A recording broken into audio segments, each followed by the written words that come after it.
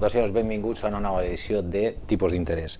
Els analistes ja ho han batejat, els anomenen la generació perduda. Joves entre 18 i 24 anys en una taxa d'atur del 50% i que tenen molt poques esperances de trobar feina. Joves que van saltant d'un treball temporal a un altre treball temporal i el seu futur és més que ombrienc. Preguntes com vaig eixir endavant si no tinc un treball estable o com puc pagar una hipoteca d'una vivenda si vull independitzar-me formen part del llenguatge habitual de la gent que està en aquest tram d'edat, inclús fins i tot en més edat. En definitiva, com poden planificar la seva vida en un cert grau de certesa en una situació que és totalment inestable. I per a parlar de la seva percepció que en aquests moments tenen els joves en relació a la situació econòmica, hem convidat a 3 joves que cada un representa una força política distinta, però que en definitiva conjuguen els dos aspectes. Són joves i a més estan en el món de la política i estan interessats per l'actual situació econòmica. Alberto Moratal, molt bona vesprada. Muchísimas gracias por invitarme, Salvador. Siempre un placer estar aquí con vosotros. I que tu estigues amb nosaltres. És de Noves Generacions, del Partit Popular. José Manuel Prieto, bona vesprada. Hola, bona vesprada. És de Joves Socialistes i Laura Morant. Bona vesprada. Bona vesprada, del representant del Bloc Jove, no? Sí. Bé, molt bona vesprada a tots. Bueno, la primera pregunta va a tu, Alberto. El capital humà, l'altre dia estava dient-ho Mariano Rajoy, el major capital que té Espanya són els espanyols. És el major patrimoni d'un país i en els retalls generalitzats també s'anuncien ara unes taxes universitàries que segurament van a pujar i una formació professional que no acaba d'arrencar, que segueix seguint aparentment el petit o feo de l'ensenyament. És un panorama aparentment sombrienc, però és algo absolutament necessari en aquests moments, donat que la situació econòmica és la que és i n'hi ha que equilibrar els comptes públics? Yo creo que lo primero que deberíamos plantearnos es cuál es el contexto. Muchas veces se habla de crisis internacional. Yo lo que sí que creo es que ha habido una crisis que ha afectado fundamentalmente a Europa y a Estados Unidos, entre otras cosas porque primero es una crisis de valores que después deriva en una crisis económica. En ese sentido, la afección en España ha sido especialmente dura, entre otras cosas porque todos sabemos cuál ha sido la apuesta del modelo productivo de este país. Han habido gobiernos de diferentes colores, en los municipios han habido gobiernos de diferentes colores y la apuesta ha sido a uno. Hemos dejado de un lado la inversión en I+D+I y en cambio nos hemos centrado en otro tipo de modelos productivos que se han visto que son insostenibles. En este sentido, yo creo que los jóvenes de cualquier fuerza política tenemos muy presente que la formación, la educación, la inversión en capítulos que puedan ser productivos y en este caso que pueda formar un capital humano que haga que arranque el país, hace que sea especialmente interesante las reformas que se están llevando a cabo. En este sentido, por ejemplo, las reformas que ha anunciado la consellera de Educación en cuanto a la formación profesional, la formación dual, que parece que además se va a extender a otras comunidades autónomas, facilita que los jóvenes que estén estudiando lo que es la formación profesional puedan a su vez recibir prácticas remuneradas, lo que facilita a su vez un ingreso un poquito más cómodo en lo que es el mercado laboral y que la etapa de transición entre los estudios y el trabajo sea mucho más sencillo. Tengamos en cuenta que los jóvenes de hoy en día nos han llamado generación Nini, que ni estudiamos ni trabajamos, todo lo contrario, sí que hemos estudiado muchísimo y creo que somos la generación más preparada de la historia de este país. Tengamos en cuenta que casi un 30% de los jóvenes tienen titulaciones universitarias. Sí que es cierto que muchísimos jóvenes no han finalizado sus estudios de secundaria, pero por otra parte tenemos esa gran parte de población joven con titulaciones superiores. Yo creo que ahora es una crisis, todo el mundo lo ve mal, existen pocas oportunidades, pero yo creo que con el capital humano que tenemos en este país, con las posibilidades que tiene España y en un marco europeo donde tenemos un mercado único, yo creo que las posibilidades que ahora parecen limitadas pueden ser oportunidades para el día de mañana. M'encanta la teva sinceritat quan has començat del model productiu de governs de distints colors i tal. És de les poques vegades que ho he sentit parlar això i jo no faig més que cansar-me en dir que ha sigut que en independència dels governs polítics, dels colors polítics que han estat està treballant ha sigut una aposta per un model productiu. Y me encanta que vayas dit això, Alberto, perquè és absolutamente real. Yo creo que los jóvenes, independientemente de su ideología y dejando de lado la política, tenemos que centrarnos en los aspectos capitales para que este país pueda seguir hacia adelante. Y yo creo que hemos errado ya demasiadas veces, hemos tropezado demasiadas veces con la misma piedra, y creo que se hace necesario levantar el grito, tirar un poquito de la chaqueta a los políticos que ahora nos dirigen, independientemente que sea la formación que la mía, la que ahora dirige las riendas de este país, y insistir en que invertir en educación y invertir en I+D+I es una de las posibles salidas de este país, y podemos ahí visualizar que frente a las desventajas de una crisis podemos crear oportunidades. Estàs parlant d'eixides d'este país, però jo li preguntaria a José Manuel Prieto l'eixida, però d'eixir físicament d'este país. En estos moments, ja pràcticament en esta situació que és realment difícil de trobar empleo, l'eixir del país quasi ja no és una opció, sinó quasi una obligació, no? Jo crec que no ho hauria de ser. El problema d'este país no és sols un problema de model productiu, ha estat també durant molts anys un problema de venda en el cap. I m'agrada que Alberto no nombre a Zapatero o no nombre a Zapatero o al govern de Zapatero en la seva intervenció, perquè se n'han adonat una realitat que nosaltres ja veníem dient des de feia molt de temps, que la crisi no era qüestió de ficar a un president o llevar a un president per a ficar-ne a un altre, era una crisi molt més profunda. Jo fora de micro estava dient una cosa que vaig sentir ahir a un professor meu que il·lustra molt bé el que ha sigut la crisi econòmica. Així ja teníem una crisi abans de que vinguera la crisi de les subprime dels Estats Units, i la crisi era la globalització. En la Comunitat Valenciana, si uno volia ser llaurador, veia que no podia vendre les seues taronges perquè li portaven unes taronges del Marroc que immediatament eren molt més competitives en el mercat i feien que la taronja nostra es venguera a preu de risa, que és el preu al que continua venent-se. En la Comunitat Valenciana, Camps en 2007 prometia pleno empleo en el sector ceràmic i tableller, però ja en el 2007 eren dos sectors pràcticament desmantellats. Vull dir, ens hem quedat sense indústria. Ens hem quedat pràcticament, i així ho podem veure, sense un teixit productiu fort. I a banda d'això, clar, diguem, I+D, però on anem a clavar l'I+D si no tenim teixit productiu en aquest moment en col·locar? Què produïm en el nostre país? Som un país turístic, sí, però què més? No tenim absolutament res, ens hem quedat sense res. I durant molt de temps vam maquillar tot això amb la vivenda. I quan la vivenda va ser el sector que va explosionar amb el crack dels Estats Units, de sobte ens vam trobar amb una bombolla immobiliària que rebentava, amb una situació econòmica certament molt difícil, que era primer una crisi dels estats que passava a ser una crisi de les famílies i després una crisi de deute públic, especialment en els països del sud d'Europa, i quan ens hem vist en tot això ha sigut el còctel perfecte per a que les generacions més febles començarem a patir una regressió de molts anys en els nostres drets. Per exemple, una regressió a etapes anteriors a la transició o fins i tot a la consolidació de l'estat de benestar. Perquè si ara Mariano Rajoy decideix una cosa, Mariano Rajoy ja pot decidir el que vulga. Nosaltres no tenim la màquina de fer diners. La màquina de fer diners és el Banc Central Europeu. La nostra sobirania està cedida al Banc Central Europeu, que és tant com dir que el poder econòmic i monetari el té la Unió Europea, Alemanya, i el nostre marge està molt reduït. L'única solució que tenim en aquests moments és política fiscal i si mos deixen. I si mos deixen. I això què provoca? Bueno, pues que qui mana, que no som nosaltres, que no és el govern d'Espanya, que no era ni Zapatero ni Rajoy, ni ficarà un altre per a llevar a un altre, ha dit, l'eixida d'esta crisi és totes aquestes necessitats elevades a la categoria de dret, que era l'estat de benestar, l'accés a la vivenda, les pensions, la sanitat, l'educació, fora.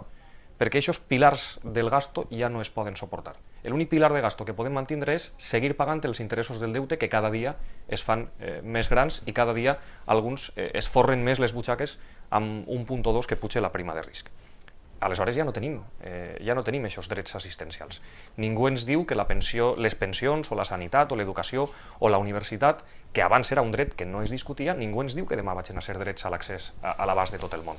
Esta setmana les persones majors van a tindre que pagar ja un mínim de 10 euros en pensions no contributives per als seus medicaments. Nosaltres hem de pagar més per les nostres taxes universitàries. Han congelat les pensions.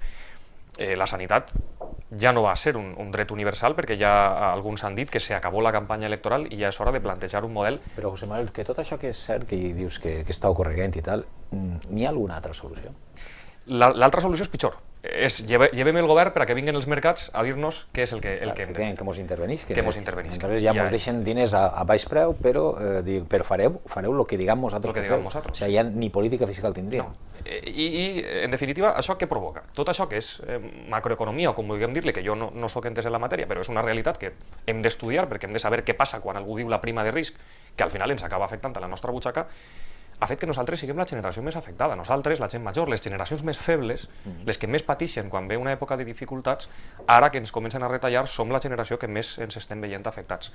Que a mi, evidentment, mentre els bancs no donen crèdit, és molt difícil que una persona jove pugui emprendre alguna cosa, però no es pot eixir d'Espanya, perquè les crisis són oportunitats. I a mi m'agrada ser optimista i dir que a partir d'esta crisi econòmica nosaltres tindrem més oportunitats de fer coses, perquè ho hem apuntat abans, ho heu dit abans vosaltres, el capital humà i el talent de la gent que tenim és increïble, i crec que la crisi és una oportunitat per aprofitar-lo. Laura, fa 4 anys la paraula mileurista era dita d'alguna manera despectiva. En aquests moments quasi els mileuristes són classe mitjana. Des del missatge d'esperança que està ficant i el missatge una mica més crític el missatge d'esperança d'Alberto i el més crític de José Manuel, quina és la teva visió, a lo millor, i tu més que ningú ho pots saber per el sector en què estàs involucrat, que és el sector de l'ensenyament?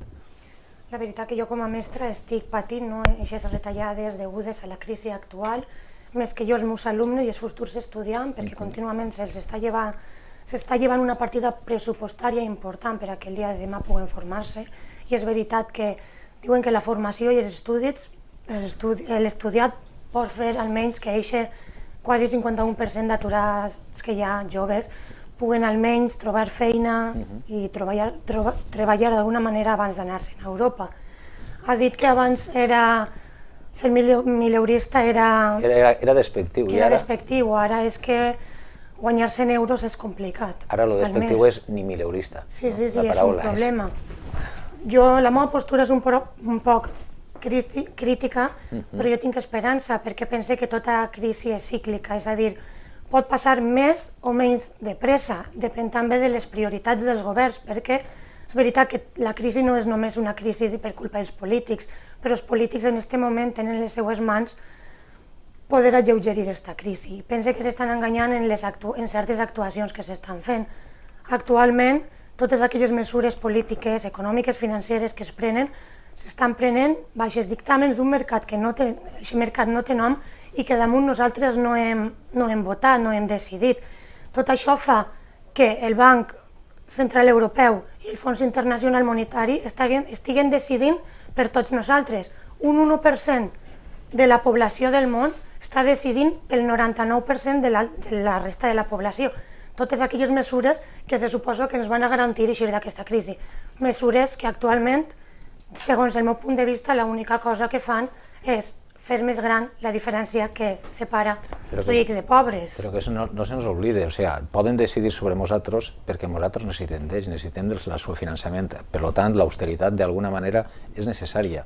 Si no necessitarem els diners que contínuament necessitem per a tornar a refinanciar el que hi ha d'haver més el dèficit que encara està, possiblement no manarien sobre nosaltres.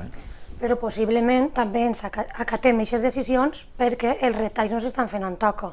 Per exemple, tu creus que s'està llevant més teixit muscular que la necessària, diguem, dieta per a llevar grassa? S'està tirant més de teixit productiu que de grassa, que potser en altres circumstàncies haurien de ficar-se unes despeses o se hauria d'atacar a alguns puestos unes despeses que realment són innecessàries? Sí, de fet n'hi ha moltes despeses que són innecessàries actualment. Així al País Valencià tenim el clar exemple. És que jo no soc economista, però ho recomanen els economistes. L'impost sobre patrimoni, per un impost regularitzat. No és el mateix tindre terrenys que tens tarongers que terrenys que pots especularitzar. I així han sigut incapaços d'incrementar aquest impost sobre patrimoni, però sí que han volgut, amb l'excusa de la crisi, que per a mi, en certs moments, a certs polítics els ha vingut molt bé, retallar les partides pressupostàries dedicades a sanitat i educació. N'hi ha altres partides pressupostàries. Jo podré estar més d'acord o no en la Iglesia com a element cultural i respectaré aquelles persones que siguen practicants, però n'hi ha una despesa important en la Iglesia Catòlica i en l'ensenyament religiós en els col·legis públics pagats en els nostres impostos. Altres despeses, les forces aèries. Està clar que hem de garantir una defensa de cara a algun possible conflicte. Tenim també missions en l'estranger, que les hem d'acabar, però ahir n'hi ha una important quantitat de diners. I l'altra més greu, jo podria entendre, jo per exemple que soc funcionària, jo vaig entendre el primer 4% crec que de la retallada de sou que va fer el govern de Zapatero, perquè entenia que soc treballadora d'una empresa que en aquest cas és l'estat espanyol. Però jo ara entendria certes retallades si anaren complementàries a altres coses, a sous vitalicis. Polítics, diputats estan cobrant 3 i 4 vegades. directors d'aeroports sense avions cobren 80.000 euros anuals. Per tant, possiblement un és solidari en la societat i entén certes retallades, però a tots de la mateixa manera. No pot ser que hi ha gent que no pot cobrar ni 300 euros i altra gent que per tonteries, perquè a vegades són tonteries, estiguen cobrant 6.000 euros. Per tant, no entenc i és normal que no així. La diferència és el que he dit abans. Els pobres cada vegada més pobres, retirant-los totes les ajudes, perquè sí que és veritat que si s'ha d'invertir en educació i ajudar a aquesta gent, perquè s'estan retirant la llei de la dependència, les beques escolars, ara pugen les taxes també per als joves, entramos en els joves. És que tots són problemes, per tant, jo arribo a aquesta conclusió. Abans, quan pense que estàvem a Europa menys sensibilitzats, quan volies carregar-te una població els declaraves una guerra bèl·lica. Ara, com les guerres bèl·liques almenys estem més sensibilitzats, la manera d'ofegar a la gent és econòmicament, i per tant el neoliberalisme econòmic fa això, que els pobres vagin cada vegada menys i els rics cada vegada. El deute és que mos fa esclaus. Alberto, vosaltres, com ha dit al principi, formeu part d'uns partits polítics i a més de la secció jove. Realment m'ha agradat el que has dit al principi, perquè ara ja t'he dit que és de les primeres vegades que escoltes aquest discurs, però en aquests moments les organitzacions, i això és una pregunta general per a tots, teniu criteri propi o d'alguna manera feu un poc de caixa de ressonància de lo que feu, el que fan les cases matriu, o sigui, els partits majors? Voy a intentar ser lo más sincero posible. Yo creo que los partidos, dependiendo también del contexto o en el comité que te encuentres, si en el local, regional, nacional, de tu partido, te pueden dar más o menos flexibilidad para poder expresar lo que tú opinas. Pero también tenemos que tener claro que muchas veces comparecemos ante medios de comunicación o vamos a programas en representación de un partido que defiende una serie de valores. En este sentido, yo, por ejemplo, hoy vengo bajo la etiqueta de Nuevas Generaciones, pero sí que me he permitido el lujo y la licencia, y así se lo he hecho saber a mis compañeros, de expresar lo que yo siento, y por eso en alguna ocasión me oiréis decir algunas cosas que no son compartidas al 100% por el resto de compañeros de mi partido. Muy bien. Pues... I què estaries dispost? En aquests moments creus que és el moment més de despesa pública o que, no sé... una reflexió.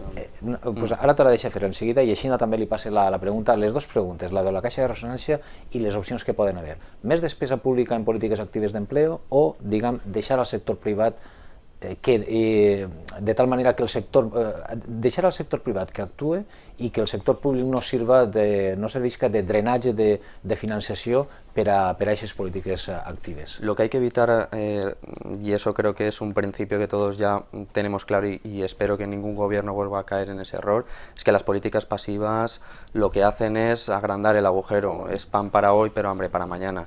Entonces a los gobiernos le quedan dos grandes medidas y creo que no son incompatibles.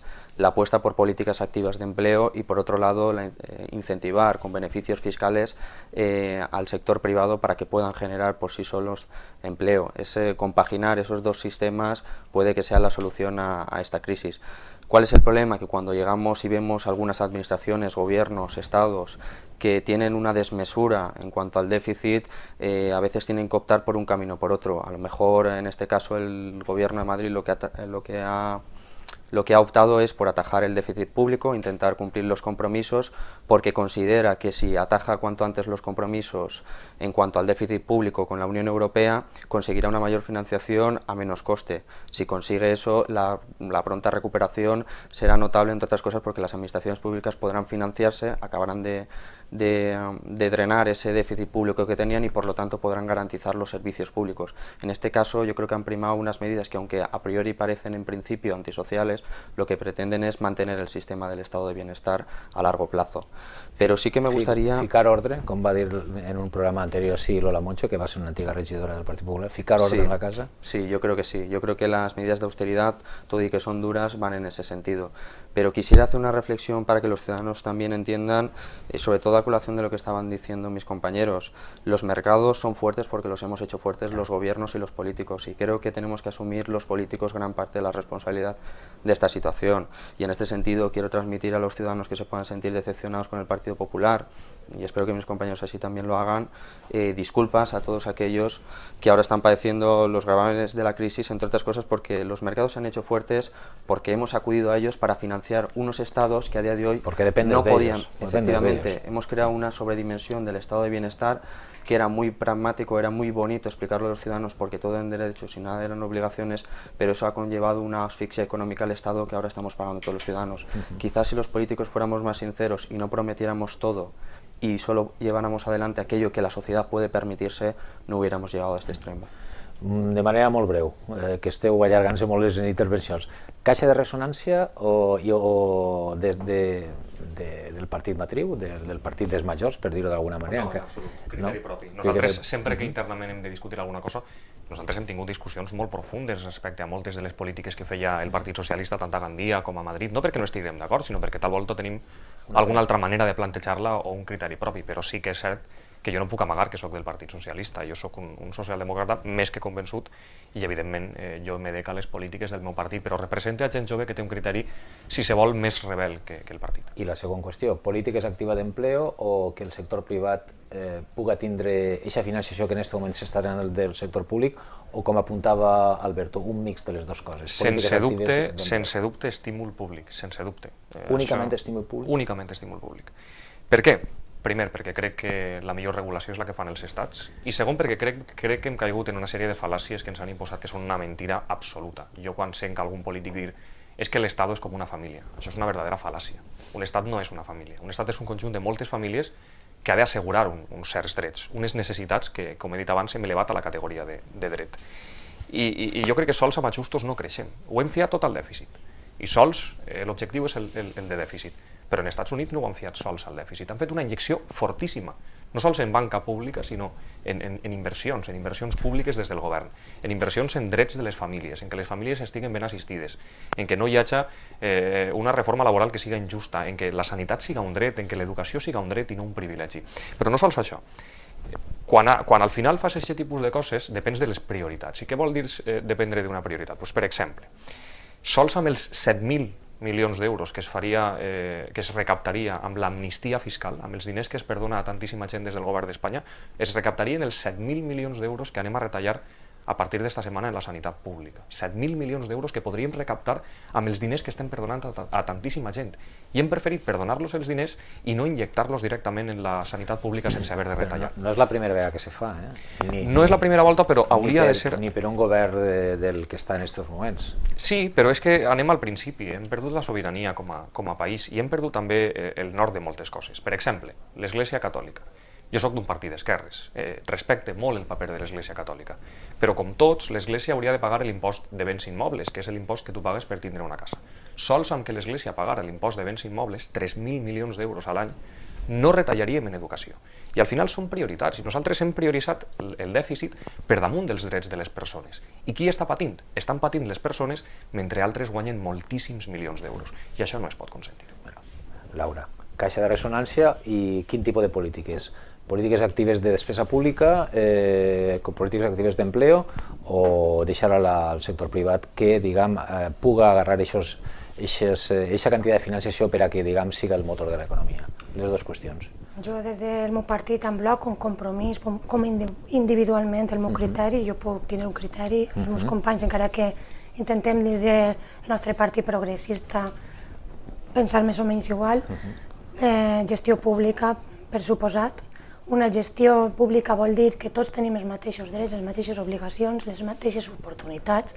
Jo no crec en la gestió privada en aspectes socials i crec que en les mesures actuals el que es pretén és acabar amb aquest estat de benestar.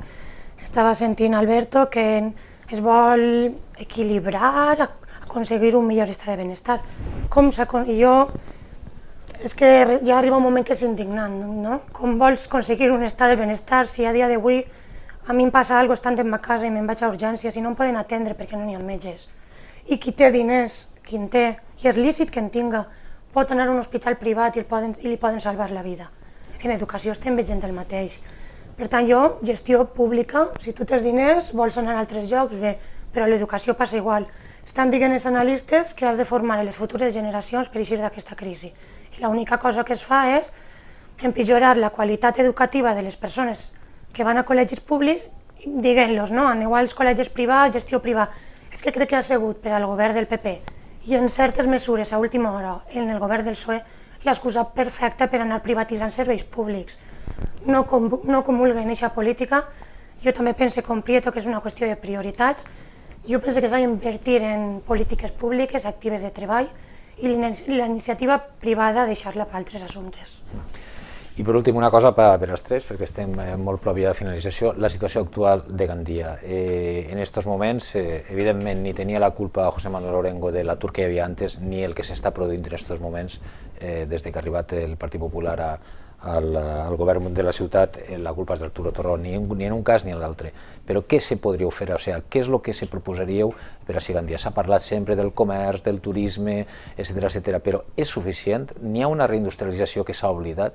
El tema, per exemple, de l'agricultura és un tema que també pareix que se vagi, diguem, perdut tota esperança. L'altre dia sentia al DEAVA que poden perdre's 30.000 hectàrees de camps de cultius i 1,5 milions de jornals, a més del transport que va associat a això. O sigui, en el potencial latent que tenim en esta ciutat i en la comarca, ¿qué se proposa des dels partits en estos momentos?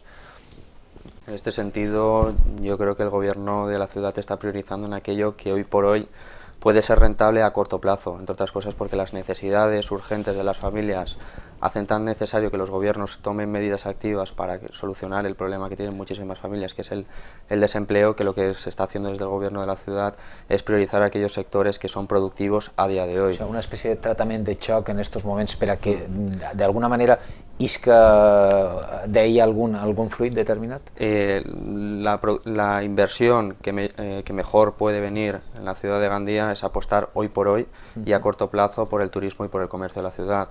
Gandía por sí es una marca consolidada, si además la exportamos a otros lugares y hacemos que la economía de la ciudad a nivel local, que tira muchísimo de turismo y de comercio, se reactiva, muchísimos puestos de trabajo se pondrán en vigor, saldrán al mercado para que los ciudadanos puedan optar a esos puestos de trabajo. Desde luego no es un sistema que pueda utilizarse a largo plazo, sí que es interesante porque España es un destino turístico y siempre lo va a ser, a no ser que otros destinos propongan alternativas mejores. El Producto Interior Bruto tanto de este país como de la Comunidad Valenciana como de Gandía será en gran parte focalizado por lo que es el turismo. No obstante, es lo que estamos reiterando hasta ahora, inversiones en otras áreas como puede ser la industria o la agricultura deben ser escenarios que no deben abandonar ningún tipo de gobierno, sean del signo que sea.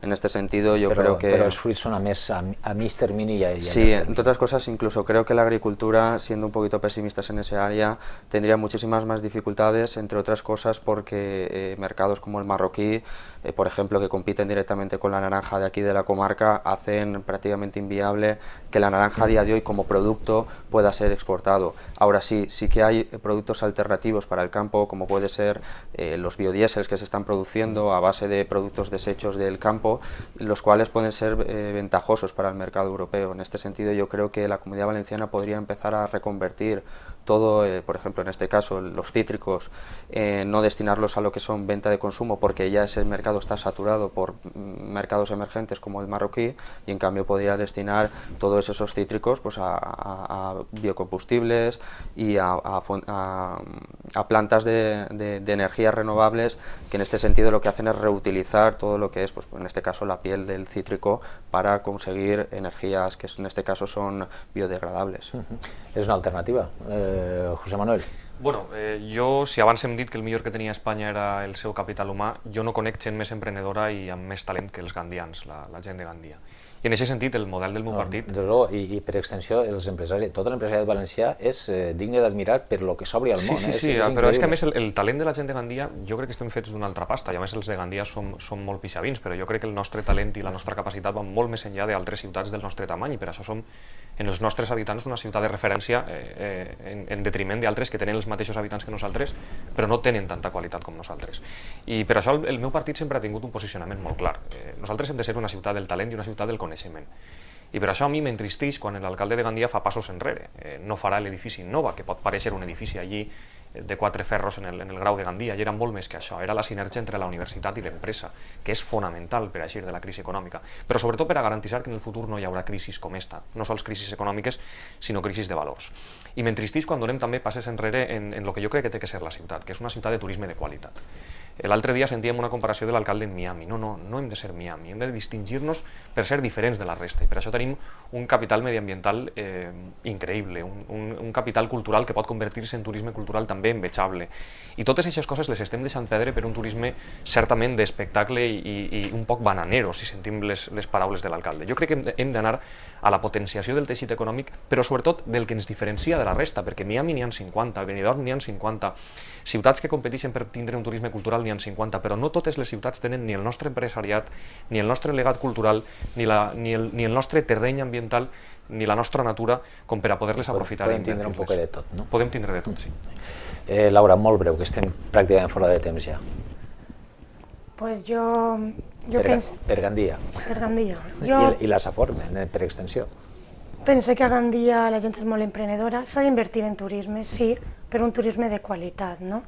Però la qüestió és que així els governants actuals pareix que no aprenen dels errors del passat. La ritjola, l'especulació, només el turisme és una de les coses que ens ha portat a la crisi. Jo la manera que té de gestionar Gandia Torro no la entenc, no? Perquè continua fent els mateixos errors d'abans, no? I si ens descuidem, per exemple, vol urbanitzar la platja de l'Agüir. Jo penso que Gandia s'ha de diferenciar per la seva singularitat, no? Gandia és especial. Vols turisme? Deixa una platja verda. No continues destrossant el territori que ja prou destrossat està. Vols crear ocupació? No el gastes els diners que tens ficant faroles, que per molt que diga que valen 1.000 euros, així molta gent sap el que realment valen. I si la gent no té faena, fes polítiques actives de treball. No fa falta que arribi el bloc i li diga que ha de fer un consell econòmic-social per a buscar eixides, el Paxafor i realment crear faena. Però si continues malgastant els diners amb el pa i circo, continuem en els errors del passat. Està copiant-se literalment el model de València ciutat. Espectacles, més destrucció del territori, abandonament de l'espai Innova, que possiblement li agradarà menys o menys, però era un futur professional, era una excusa per a crear feina i també per innovar, per buscar nous materials. I l'altra, pel que dius de l'agricultura, que deixen també ja dels camps de golf i altres tonteries, i m'encanta que Alberto hagi dit, ja per una vegada sentir algú del PP, que volen invertir en energies renovables. Possiblement ja s'estan donant compte després de les 1.001 bestieses que han fet amb els terrenys valencians i l'agricultura, que toca buscar altres alternatives. A mi també m'ha deixat molt sorprès, Alberto, les propostes tan trencadores i tan diferenciades que habitualment. M'ha sorprès molt gratament perquè ha sigut molt interessant la teva intervenció. Ya os daréis cuenta con el paso del tiempo que el alcalde comparte muchas de estas ideas y muchas de estas iniciativas que ahora parecen discutidas. El día de mañana veremos cómo salen adelante y veréis. José Manuel. Bueno, Alberto, José Manuel i Laura, moltíssimes gràcies per haver vingut. Ja vos cridem una altra vegada, espero que tindreu-vos una altra vegada per així, perquè des de luego persones joves i que tinguin les coses tan clares és sempre digne d'agrair. Moltíssimes gràcies i hasta una altra vegada. Muchas gracias. I l'acomiadament dels nostres invitats, ens despedim fins la setmana que ve en una nova edició de Tipus d'interès. Moltes gràcies i adeu.